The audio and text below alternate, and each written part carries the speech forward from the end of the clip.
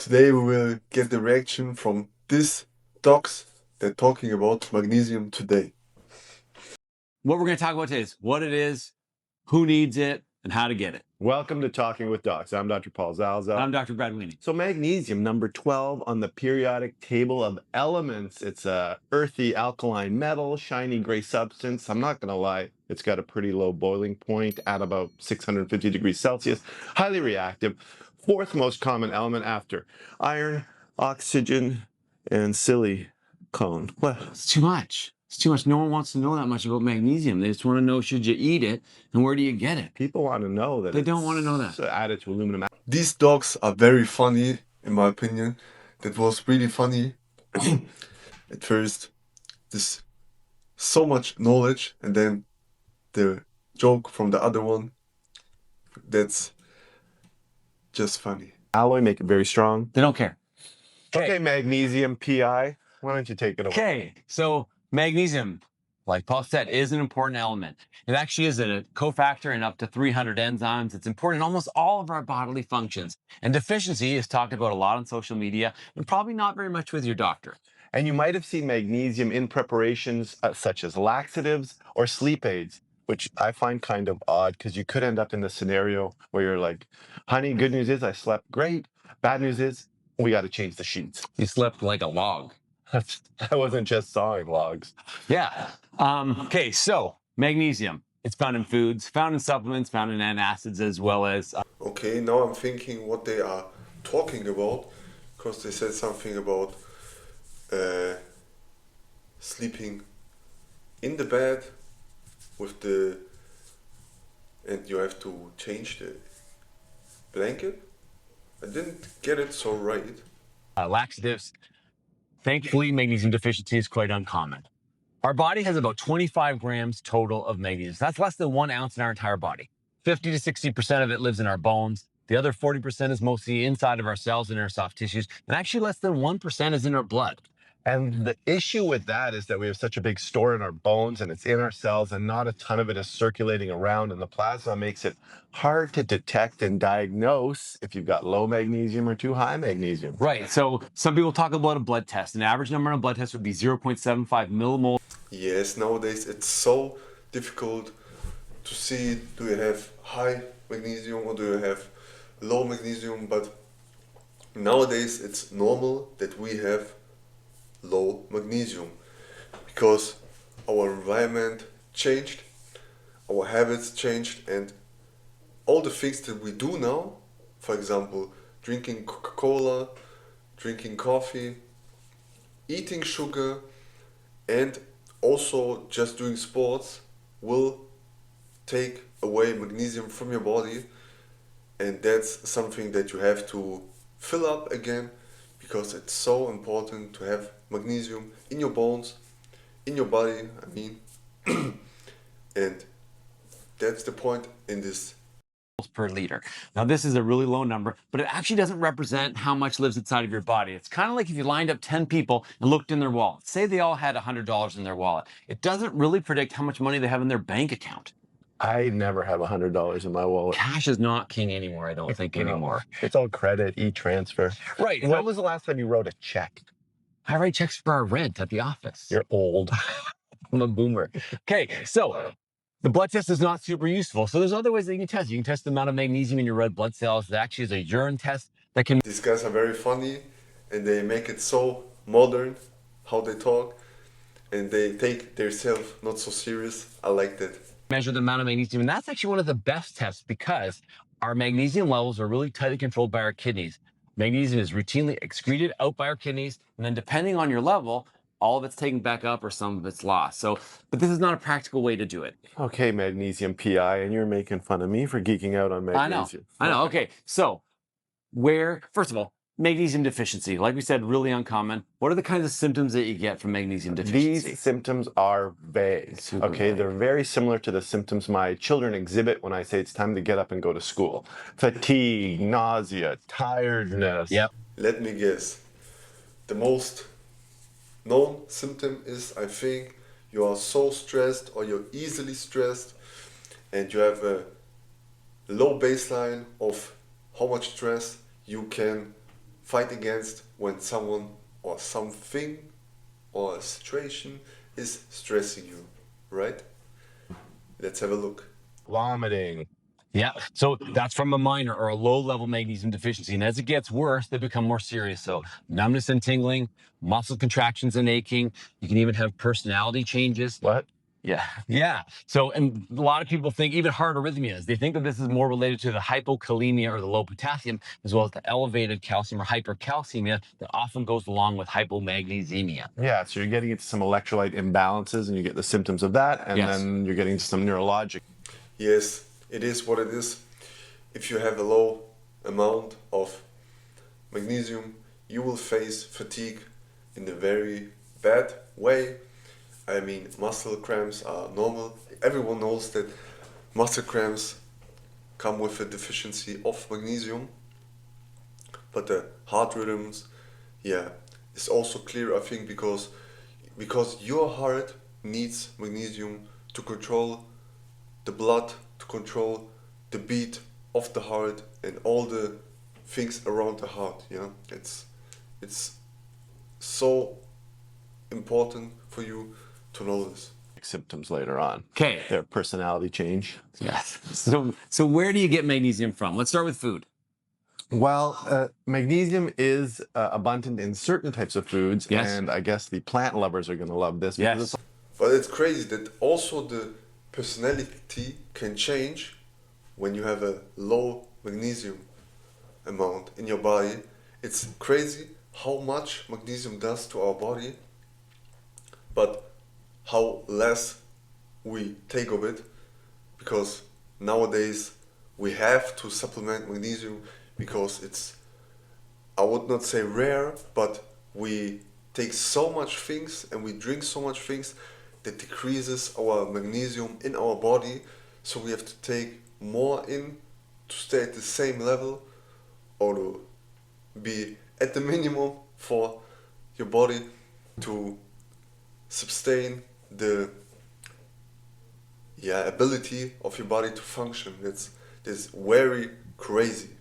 A lot of plant-based products that can provide magnesium, and the biggest bang for the bucks, I think, is pumpkin seeds. Pumpkin seeds, number one. So 1 ounce of pumpkin seeds actually has like 150 milligrams of magnesium, which is like more than half of your daily requirement. And we know you're not all getting together on Friday night to share some pumpkin seeds with the guys while you watch the football game. No, is there a football game on Friday? It depends. Probably baseball now. Yeah. Baseball. Yeah. Or a hockey playoff game. Oh my, please no. Don't get me talking about the Toronto Maple Leafs right now. Pumpkin seeds is one. You got pumpkin seeds, chia seeds, beans, there's almonds, cashews, even peanuts. And tuna. Yes, tuna, chicken, a lot of meat sources. They have much lower amounts of magnesium, but definitely. The trouble is a lot of people feel or have shown that the magnesium is not...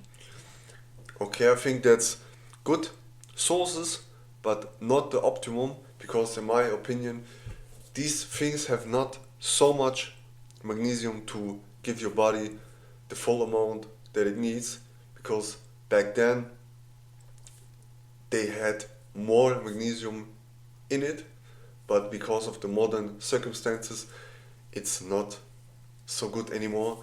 So in my opinion, you should get a supplement and push your magnesium every, for example, night. Push your magnesium level. I mean, you should take it before you go to sleep. This is the best in my opinion, because the first point is you will sleep better. I sleep so fast with magnesium, it's unbelievable, to be honest. A lot magnesium at one time in your body without eating so much, but you still get your magnesium what you need. Always bioavailable. It's not absorbed at the same rate. So sometimes food supplements are not. Someone who has excessive alcohol use and poor nutrition. Yes, for sure. Would be one. With on the GI side of things, people with Crohn's, irritable bowel, even people taking PPIs or proton pump inhibitors for acid reflux, lowering the gastric acid concentration actually limits the amount of magnesium that can be absorbed. Right. People with diabetes, because their sugars are high, they're urinating a lot and just leaking out a lot of their magnesium. Kind of pulls the magnesium with it, and older adults, because of the reasons we talked about. So it's right how they say, when you drink alcohol, for example, your body will flush out magnesium and calcium so fast you can't even see how much it goes away, because you have to pee, your kidneys, your liver is on emergency, yeah. And yeah, the other point is, if you have problems with your gut or with your stomach in general, you will not absorb all the things from the food you take in. So maybe you eat enough magnesium, but your body will not get it because he can't absorb it. That's a huge problem, I think, also. But you have to test it and to see, is it like this or not. That's the problem nowadays. We can't see it at the first sign. They actually absorb it less, and their kidney function is usually not as good, so they're not absorbing as much. Are we older adults, do you think? Not yet. Maybe you are. Okay. So those are the kind of people that are at risk for Right. low magnesium. Okay. Longer term, magnesium plays an important role. They believe in 6 different things, and there's certainly some good studies that show correlations, but not direct relations between the amount of magnesium and these health outcomes. But I think they're worth mentioning because there is significant literature to support it. But not really a good randomized controlled trial, the gold standard, but just some supporting literature that suggests, hey, there may be an association here. Like the majority of actually supplements and food studies, there are not a lot of good RCTs because there's not a lot of money in magnesium supplementation. So number one is it has a direct effect on your blood pressure. Studies have shown that if you take a magnesium supplement, it can lower your blood pressure 3 or 4 millimeters of mercury.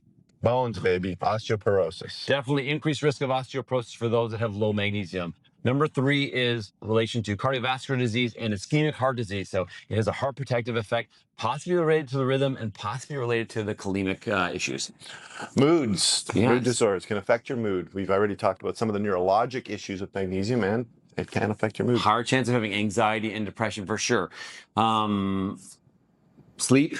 So there's a recent meta-analysis in 2021 that looked at all the studies, and certainly there have been some studies showed that taking magnesium supplements improved your sleep and relaxation, and others that didn't. So Yeah, imagine you don't take enough magnesium and you face anxiety so much, mood swings.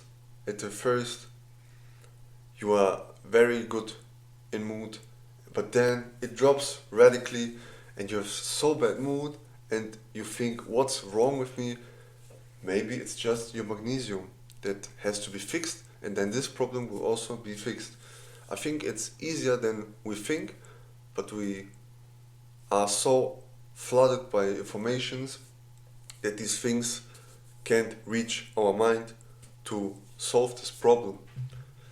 And the other thing is, if you have not enough vitamin D in your body, your magnesium will also decrease, because if your magnesium decreases, your vitamin D will decrease.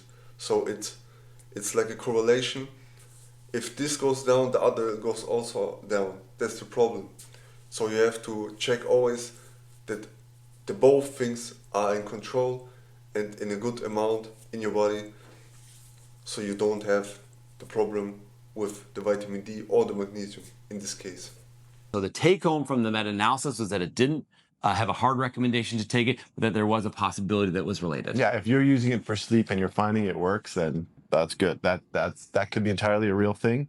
Just we haven't been able to prove it yet in the scientific literature. And the last one was diabetes. There's some evidence to show that people with low magnesium or more normalized magnesium have better control of their blood sugars. Okay, there's the skinny on magnesium and Yes. some of its long-term health effects. Yes, there are a bunch of different kinds of magnesium. So it's the second word that's going to make the difference. So citrate and aspartate seem to be ones that are better absorbed. Mm-hmm.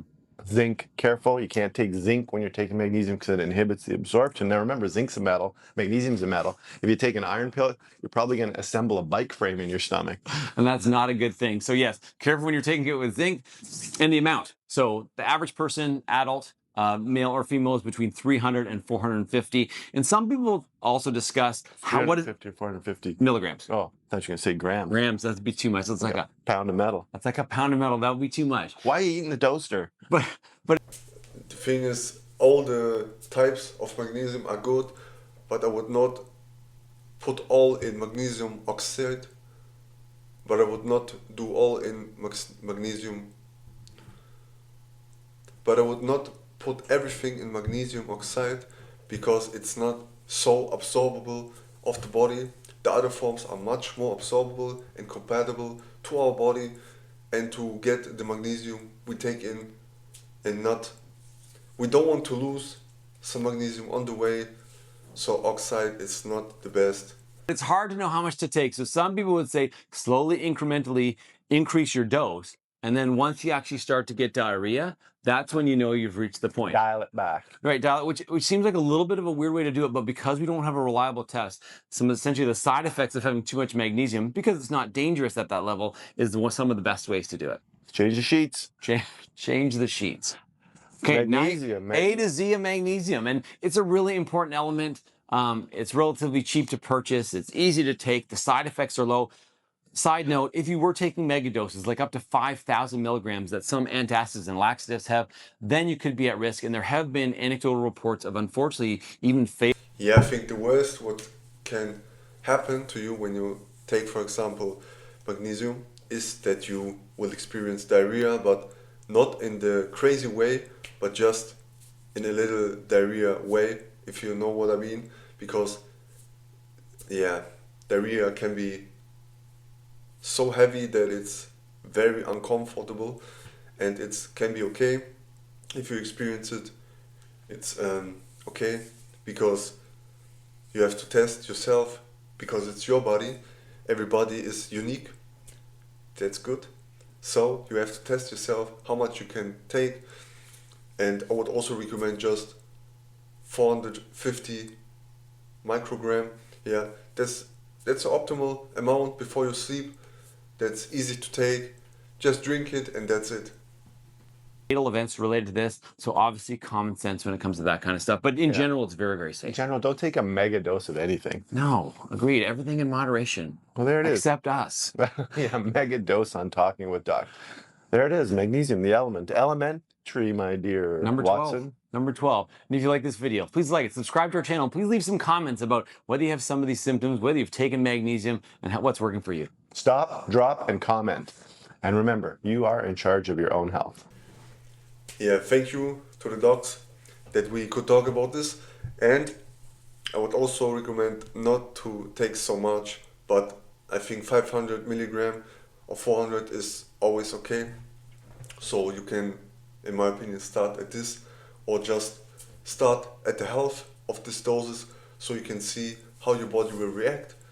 And that's easy to just optimize your magnesium level. Thank you. I hope you like this reaction to this video. Maybe we will see next time. If not, have a good day.